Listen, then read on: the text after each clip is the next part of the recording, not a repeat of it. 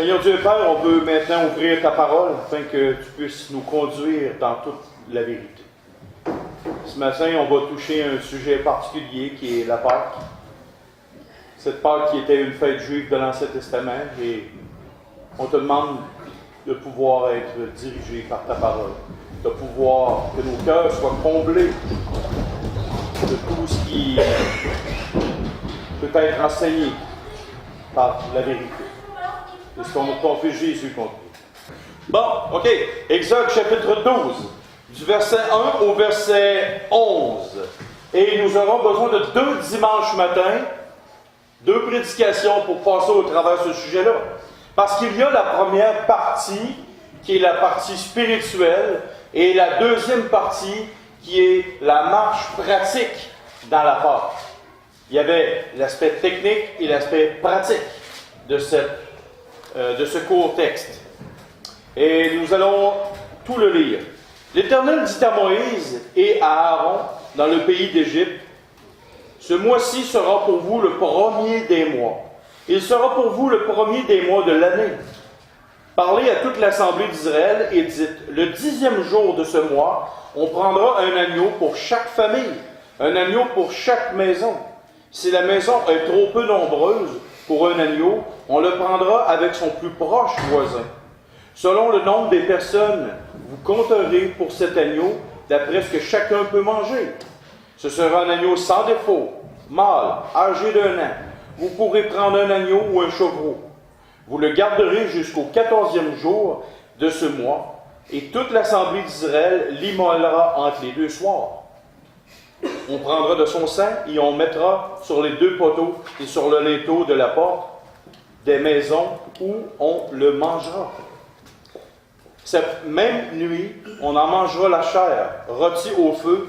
On la mangera avec des pains sans levain et des herbes amères. Vous ne la mangerez point à demi-cuit ou bouillie dans l'eau, mais il sera rôti au feu, avec la tête, les jambes et l'intérieur. Vous n'en laisserez rien jusqu'au matin, et s'il en reste quelque chose, le matin, vous le brûlerez au feu.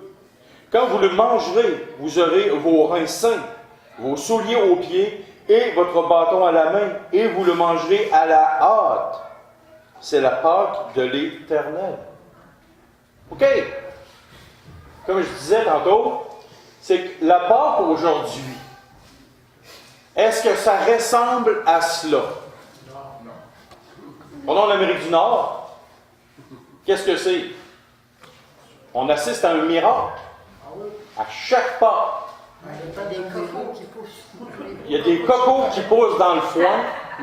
Il y a des lapins qui pondent des œufs en chocolat. Et les vaches brunes donnent du lait au chocolat. Mais d'où vient cette chose-là? Je vous ai envoyé une étude l'année passée sur qu'est-ce que la Pâque et pourquoi ça a dérapé. Qu'est-ce que c'est? C'est une fête babylonienne, païenne, qui a été reprise, qui a été incrustée dans notre atmosphère nord-américaine et saupoudrée de toutes sortes d'affaires qu'on appelle un soi-disant christianisme. Mais la fête de la Pâque, en réalité, n'était pas ça. Savez-vous que la fête de la Pâque, c'était une fête qu'il fallait qu'il soit pris, mais en vitesse grand V? C'était pas une affaire qu'on s'installait. Avoir marqué le dernier mot? Et vous la mangerez à la hâte. Vous allez vous dépêcher de la manger, puis vous en allez. Il était sur le bord de la porte, comme on dit. Il y avait le soulier, le tunique, le bâton de pèlerin. Il fallait qu'il mange ça très vite, puis après ça, il fallait qu'il parte. Oh, on est loin d'un repas familial, où on s'installe, puis après ça, les petits chocolats, puis ci, puis ça. Mais qu'est-ce que la signification de la Pâque? Le Juif qui regardait ça, voyait des rituels, des choses à faire, commencer à telle date, finir telle date. Mais pour nous, comme chrétiens, qu'est-ce qu'on peut aller chercher d'instructif dans cette fête-là? L'Ancien Testament, c'est marqué dans 1 Corinthiens 10, verset 6, que l'Ancien Testament est écrit pour nous, qui sommes parvenus à la fin des siècles, pour nous donner un exemple à suivre ou à ne pas suivre. Qu'est-ce qu'on peut aller rechercher de spirituel dans cette fête-là?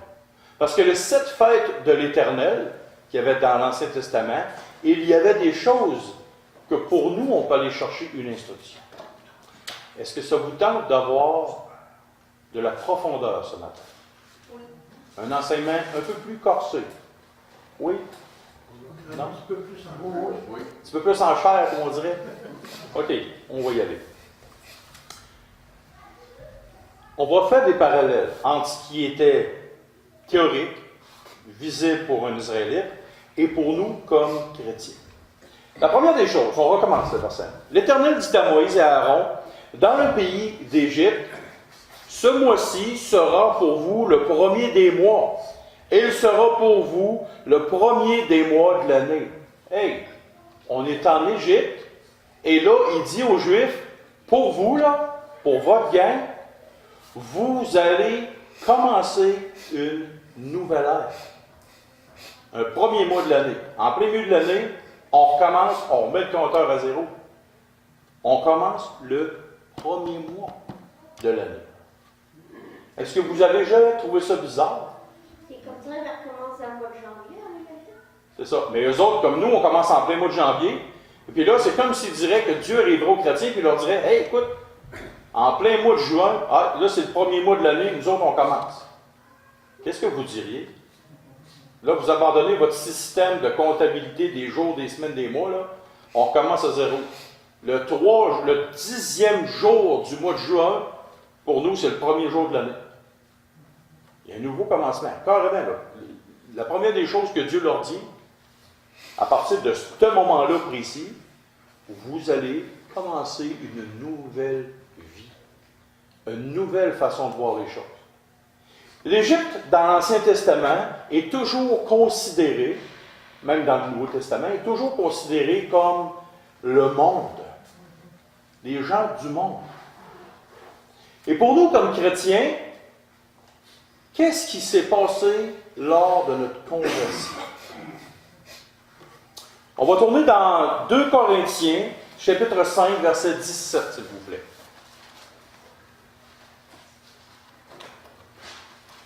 Est-ce que quelqu'un pourrait le lire? 2 Corinthiens, chapitre 5, verset 17. Et le lire assez fort. Si quelqu'un est en Christ, il est une nouvelle créature. Les choses anciennes sont passées. Voici, toutes choses sont devenues nouvelles. OK. La même chose que pour les Israélites, leur vie qui s'apprêtait à finir ce jour-là, avec dans le pays de l'Égypte, pour nous comme chrétiens, quand nous nous sommes convertis, ton ancienne vie, elle est finie. Tu es une nouvelle création, tu repars le compteur à 0 et tu recommences une nouvelle vie. Est-ce que les Juifs ont souvent dit à Moïse, on aurait donc dû être en Égypte? On en retourne-tu en Égypte? On était bien mieux.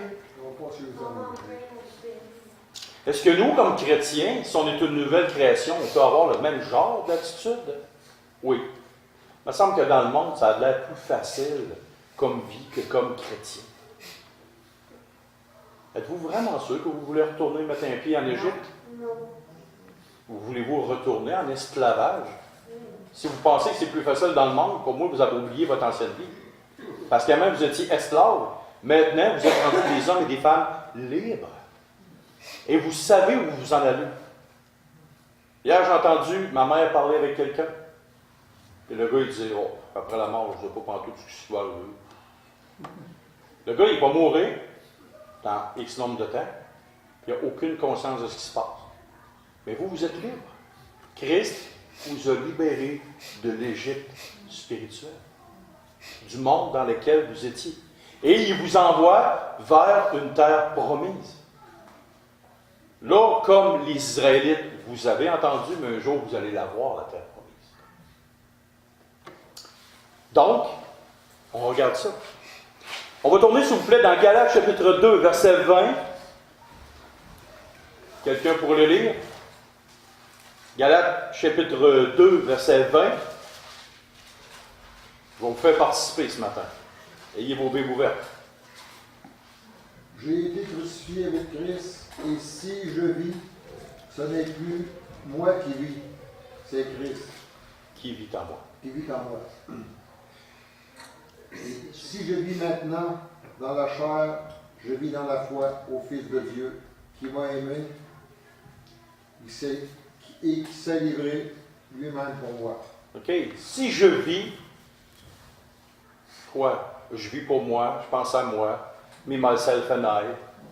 Est-ce que c'est ça que la parole de Dieu nous dit? Tu commences un nouveau commencement. Ce n'est plus moi qui vis, c'est Christ qui vit en moi. Et si je vis dans la chair, je vis dans la foi du Fils de Dieu. Donc, tu recommences à zéro. Ta vie est passée, tu es une nouvelle création. Oublie ton passé. Tu as été pardonné, tu as été lavé de tes souillures. Maintenant, il faut que tu repartes en avant. Tu ne restes plus en arrière. Qu'est-ce qui est arrivé à la femme de Lot? Elle regarde en arrière. Qu'est-ce qui est arrivé? Elle est devenue du statut de sel. Est-ce que nous voulons devenir des gens figés ou des gens qui avancent? Des gens figés ou des gens qui avancent? Là est la grande question. Et là, dans le texte, si on revient, parlez à toute l'assemblée d'Israël et dites, le 10e jour de ce mois, on prendra un agneau. Dites-moi les deux choses que je veux entendre dans le court texte que je viens de dire. OK? Tu vas prendre un agneau et le 10e mois. OK? On retient ça. On va tourner, s'il vous plaît, dans Jean chapitre 1, versets 35 à 39. Et là, je vais y aller le lire. 10e jour, excusez-moi. 10e jour. Le premier mois, le 10e jour. Un agneau. On retient ces deux mots-là. Jean chapitre 1, versets 35 à 39. Écoutez bien. Chaque mot. Je vous ai dit de retenir le 10e jour et je vous ai dit de retenir agneau. Jean chapitre 1, versets 35 à 39. Le lendemain, Jean était encore là, avec 2 de ses disciples. Et ayant regardé Jésus, qui passait, il dit, « Voilà l'agneau de Dieu. » OK? Les 2 disciples l'entendirent prononcer ces paroles, et ils suivirent Jésus. Jésus se retourna, et voyant qu'ils le suivaient, il leur dit, « Que cherchez-vous? » Ils lui répondirent, « Rabbi, ce qui signifie maître, où demeures-tu? » « Venez, leur dit-il, et voyez. » Ils allèrent, et ils virent où il demeurait. Ils virent où il demeurait. Et ils restèrent auprès de lui ce jour-là. Et dites-moi à voix haute, quelle est la dernière phrase? Pourquoi Dieu, dans ce texte-là, a rajouté, et c'était environ la 10e heure? Ils se sont trompés, ils ont marqué ça pour le fun. C'était par hasard que Dieu, regardons ça, on va rajouter ça dans le texte, ça va faire beau, tu sais. Ça aurait pu être 3 heures d'après-midi, ça peut être 2 heures le matin. Mais pourquoi le texte ici, dans l'Exode, c'est marqué le 10e jour, l'agneau? Et là, quand Jésus est présenté au monde, il est présenté comment et quand? Comme étant l'agneau de Dieu et à la 10e heure. Pensez-vous qu'il y a un hasard? Non. Non. Tout est orchestré. Chaque mot de la Bible est inspiré. Et c'est pas pour rien que quand Christ est présenté, il est présenté à la 10e heure au monde entier et il est présenté comme étant l'agneau de Dieu. OK?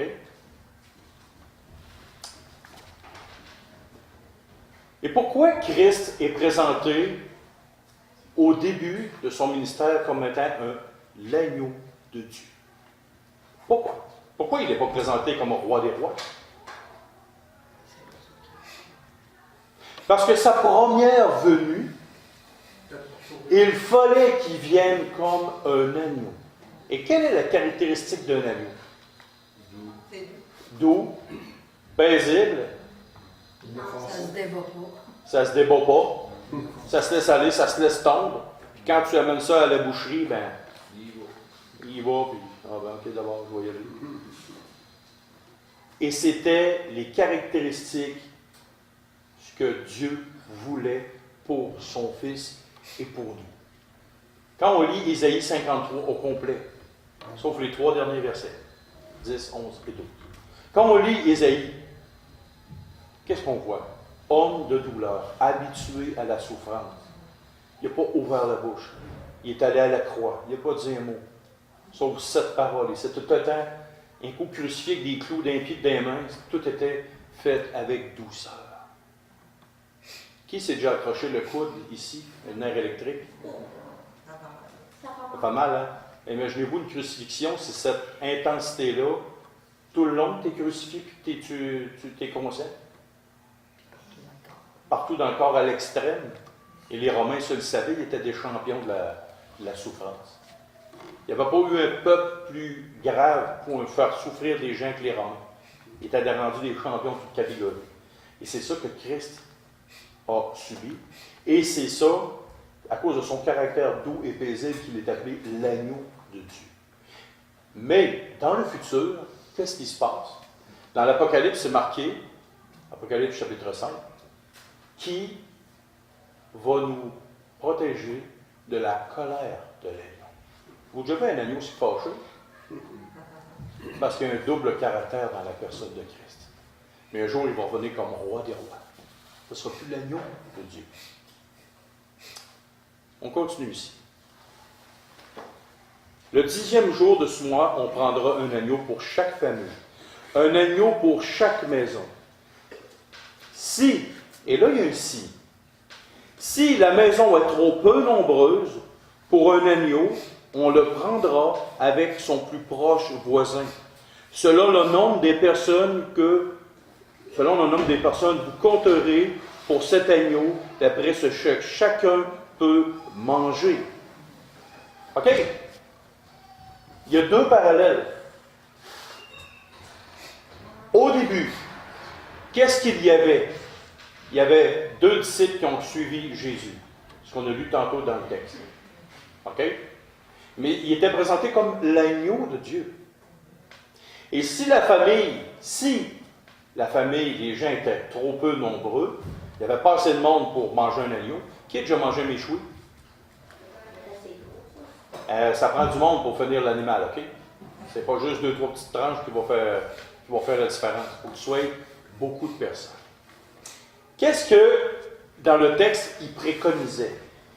Il disait, s'il n'y a pas assez de monde pour un agneau, va te récupérer, va prendre la plus proche famille. Puis rends-toi jusqu'au bout de où est-ce que tu peux consommer l'agneau au complet. Qu'est-ce que ça nous indique? Aujourd'hui, quand on regarde, au début, c'était quoi le nombre des disciples? Il y en a eu 2 qui sont venus. Après ça, Jésus en a choisi 12. Après ça, qu'est-ce qui est arrivé? Encore plus de monde. Encore plus de monde. OK? Il y a eu les 110. Après ça, il y a eu la foule de conversions. Et là, Jésus, qu'est-ce qu'il enseigne aussi? Il y aura toujours une place pour quiconque se convertit. Pour ceux qui veulent rentrer dans la maison. Et là, c'est pour ça la prérogative. C'était pas un agneau pour tout le peuple d'Israël. C'était un agneau par famille. Et s'il n'y avait pas assez de monde, va chercher d'autres mondes. Ramène-les. Ramène-les avec toi. Ou prends l'agneau et va chez d'autres mondes. Ce que ici c'est en train de dire, ce qui est en train de nous enseigner ici, c'est l'aspect spirituel qu'il y a plusieurs places dans la maison de mon Père. Comprenez-vous ça? C'est que cette Pâque-là n'était pas juste pour une élite, un petit groupe en particulier. C'était pour tous ceux qui reconnaissaient que l'agneau pouvait faire quelque chose dans leur vie. Saviez-vous, dans le texte biblique, c'est marqué, qu'il y a des Égyptiens qui sont venus dans les maisons avec les Israélites? Oui. La porte était ouverte pour eux autres. Parce qu'il y a des Égyptiens qui se sont convertis au Dieu d'Israël et qui sont rentrés dans les maisons avec les Juifs. Et la porte était ouverte pour eux aussi. Qu'est-ce que ça nous enseignait? Ça nous enseignait que et les Juifs et les païens du monde entier pouvaient littéralement avoir accès à cet agneau pascal-là.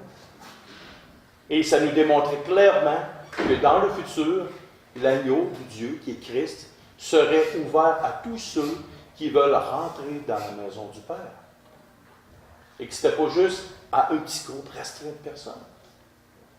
Et savez-vous que nous, spirituellement parlant, on est comme les Égyptiens qui sont sortis du monde et qui sont rentrés dans la famille de Dieu en profitant de cet agneau de Dieu, qui est Christ, comme sauveur personnel. On continue, verset 5. Ce sera un agneau sans défaut, mâle, âgé d'1 an. Vous pourrez prendre un agneau ou un chevreau. Et pourquoi cet agneau-là devait être sans défaut, sans tache, aucunement handicapé, comme la loi de Lévitique le disait? Pourquoi il ne devait rien avoir? Ça ne devait pas être une bête chétive avec un œil croche. Non, il fallait que l'animal soit littéralement observé. Combien de temps? Il fallait qu'il y ait 1 an. Mais combien de temps l'animal fallait qu'il soit observé dans la maison? 1 mois. Non. 14 jours? Non.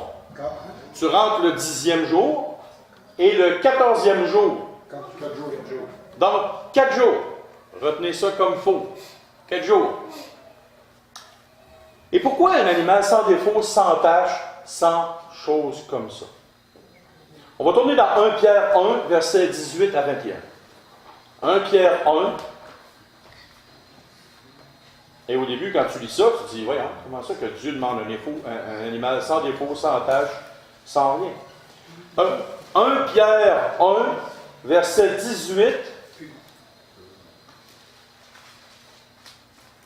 à 21.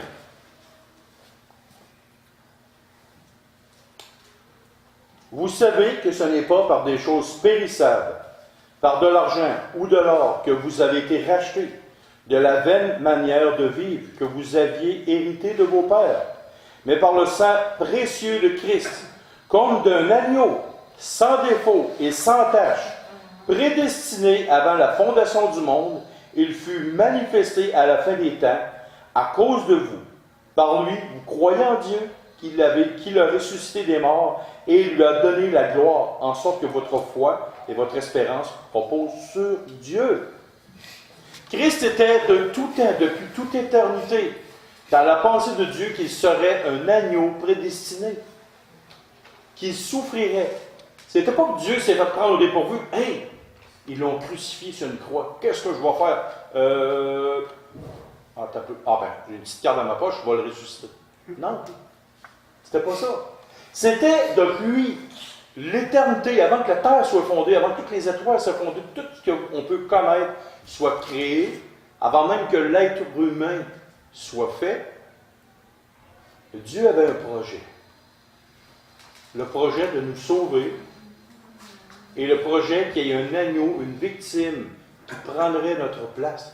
Et il fallait qu'il soit sans défaut, sans tache, ça veut dire sans péché, qu'il soit parfait, qu'il soit impeccable devant Dieu pour pouvoir prendre les péchés des hommes et les placer sur l'agneau parfait. Parce que Dieu ne pouvait pas tolérer dans sa présence le péché. Donc, il ne pouvait pas avoir quelqu'un qui soit coupable autant que les autres. Qu'est-ce que vous diriez d'un prisonnier coupable de plein de crimes? Vous direz au juge, ben écoute, moi je vais prendre la place d'un autre, d'un de mes collègues, un de mes collègues de cellule. Le juge il dirait au gars, ouais, mais tu es aussi coupable. Tu es déjà coupable, tu es déjà en prison. Et que diriez-vous d'un juge qui dirait, un homme d'une intégrité droite extraordinaire, dirait, ce juge, je vais prendre la place de ce criminel-là. On va y aller pas en prison, je veux prendre sa place. Mais aux yeux de Dieu, c'est exactement ça.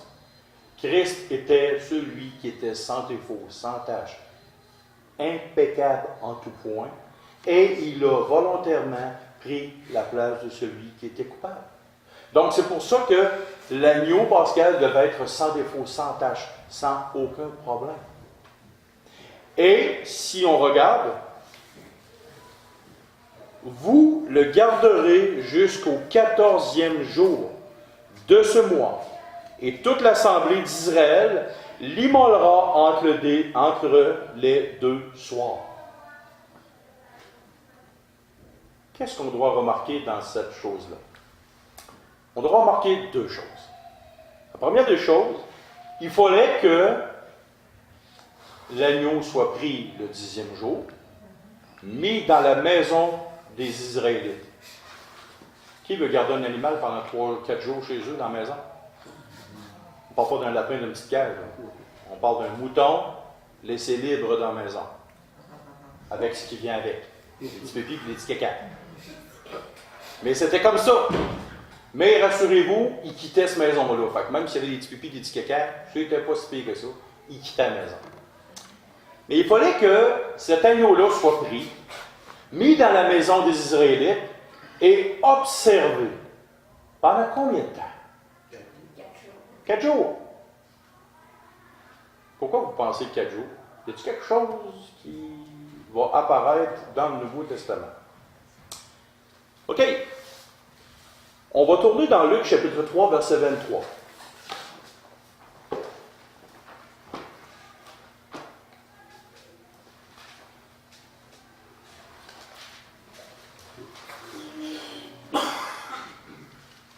Luc chapitre 3 et le verset 23. Jésus avait environ 30 ans lorsqu'il commença son ministère. Quel âge que Jésus avait quand il a commencé son ministère terrestre? C'est marqué là, 30 ans. C'est une petite question d'école, ça. OK? La réponse est dans le texte. On vous a souvent dit ça à l'école. La compréhension des textes, la réponse est dans le texte, cherchez. Donc, si on pose la question, Jésus, avec quel âge quand il a commencé son ministère? 30 ans. Maintenant, on va tourner, s'il vous plaît, dans Luc, chapitre 13, versets 6 à 9. Luc, chapitre 13.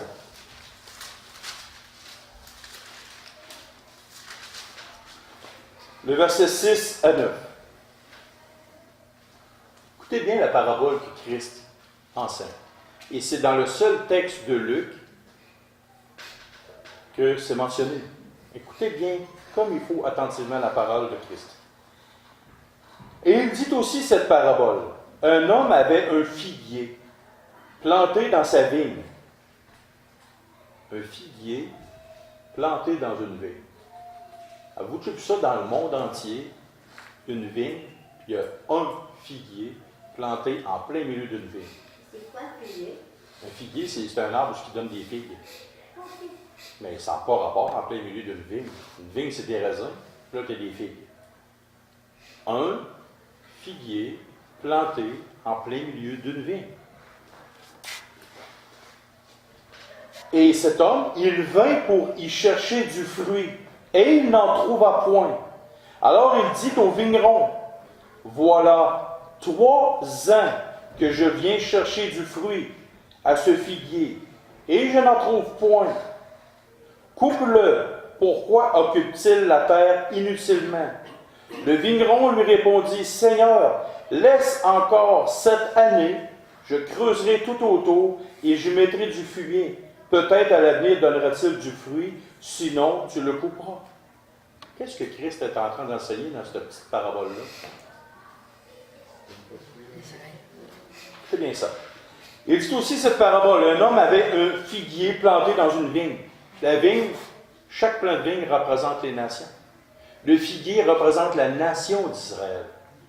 OK? Quelque chose qui n'a pas rapport au travers du monde entier. Avez-vous déjà vu un peuple, à part du peuple juif, qui se souvient de toute son histoire depuis la création du peuple?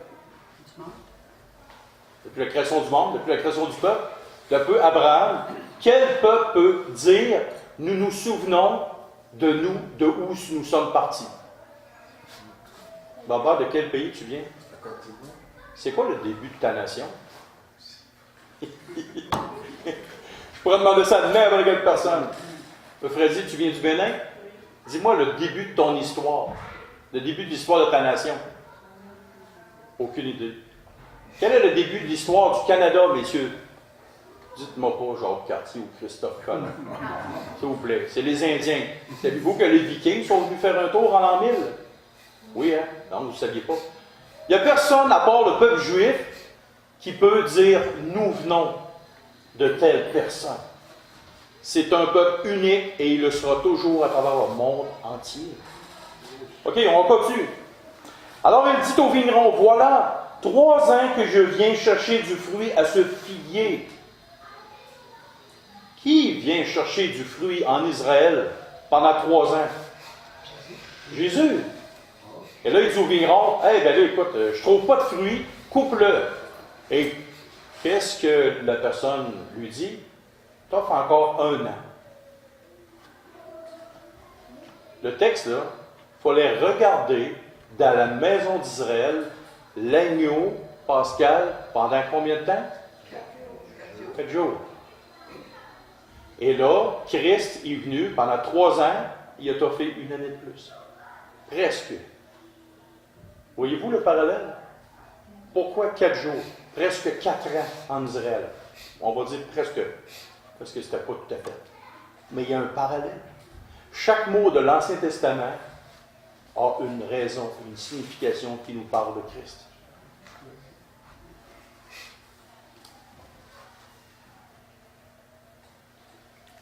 Et, après ce 4e jour-là, il y a une petite phrase qui continue.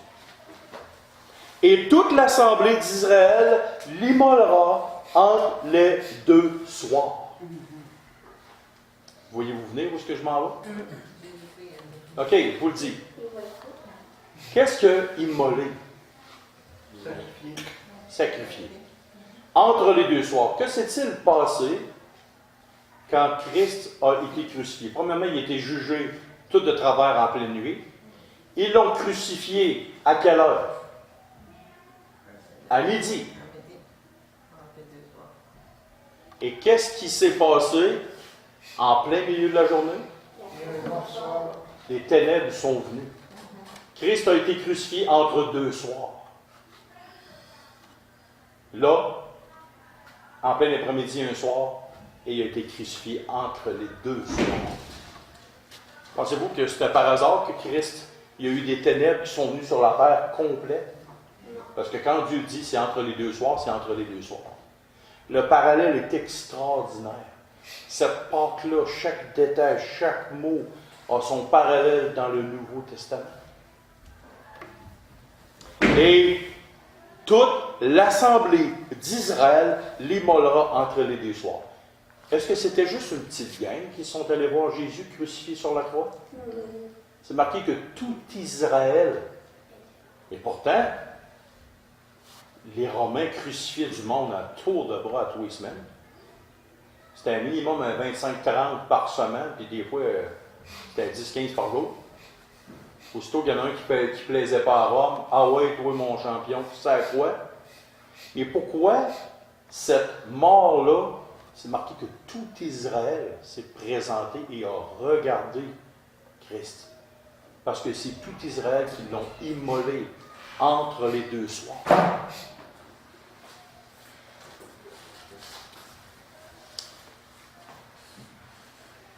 On prendra de son sang, verset 7, on prendra de son sang et on mettra sur les 2 poteaux et sur le linteau de la porte des maisons où on le mangera. Cette même nuit, on en mangera la chair rôtie au feu, on la mangera avec des pains sans levain et des herbes amères. OK. Qu'est-ce qu'un linteau et des poteaux d'une porte? En québécois, c'est un cadrage de porte. OK?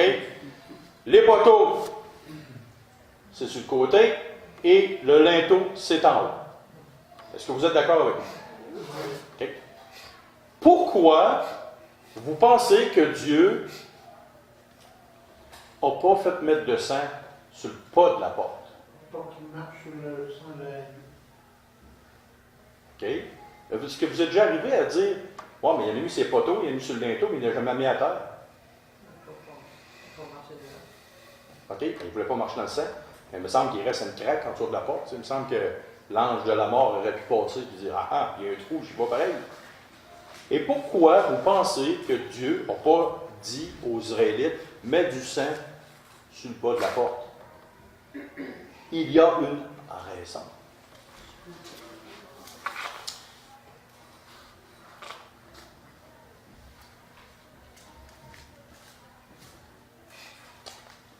On va tourner dans Hébreux chapitre 10, verset 29.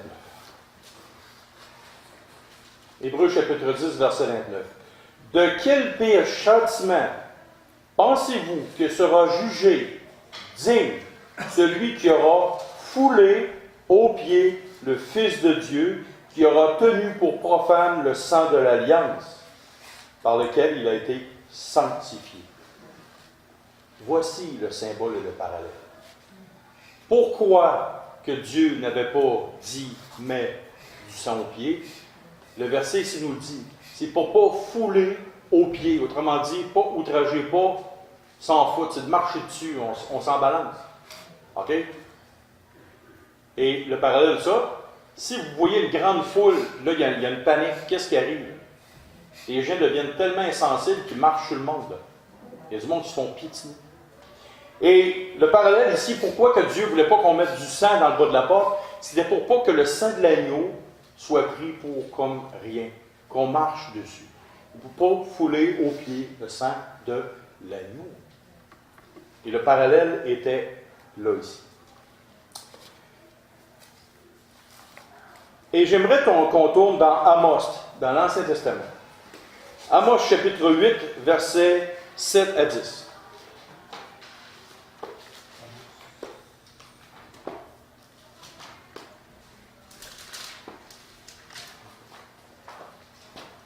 C'est pas une place qu'on est habitué de tourner, là.